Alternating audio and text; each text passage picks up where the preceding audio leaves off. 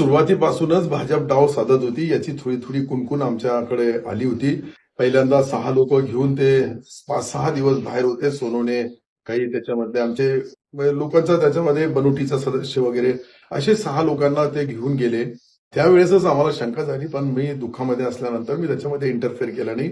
परंतु या गेल्या 4 दिवसामध्ये जी घडलेली घटना आहे का सन्माननीय उदयजी सामंत साहेब आमचे उद्योग मंत्री आणि रवींद्रजी चव्हाण साहेब यांच्यामध्ये झालेला संवाद, यांच्यामध्ये झालेलं बोलणं, आमच्या भोमरे साहेब होते, त्यानंतर आमदार भोमरे साहेब आणि मला असं वाटतं का तिन्ही आमदार होते. या तिन्ही आमदारांना आणि अतुल सावे साहेबांशी माझं तो बोलणं झालं नाही कोणाशी, मी त्याच्यामध्ये याच्यामध्ये नव्हतो. परंतु आमच्या आमदारांनी मला सांगितलं का आपलं बोलणं झालं आणि ते आपल्याला अध्यक्षपद देणार आहे.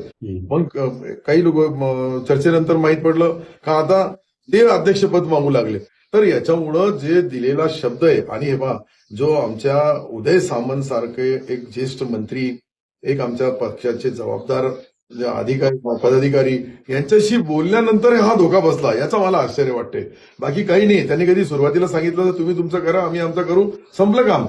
याचे परिणाम पुढच्या भविष्याच्या निवडणुकीमध्ये त्यांच्या वरिष्ठांनी, आमच्या वरिष्ठांनी याच्यामध्ये इंटरफेअर केला नाही आणि याला व्यवस्थितशीर दोघाला विश्वासात घेऊन पुढची वाटचाल केली नाही तर याचे परिणाम भोगावे लागतील. मी स्पष्ट बोलू लागलो.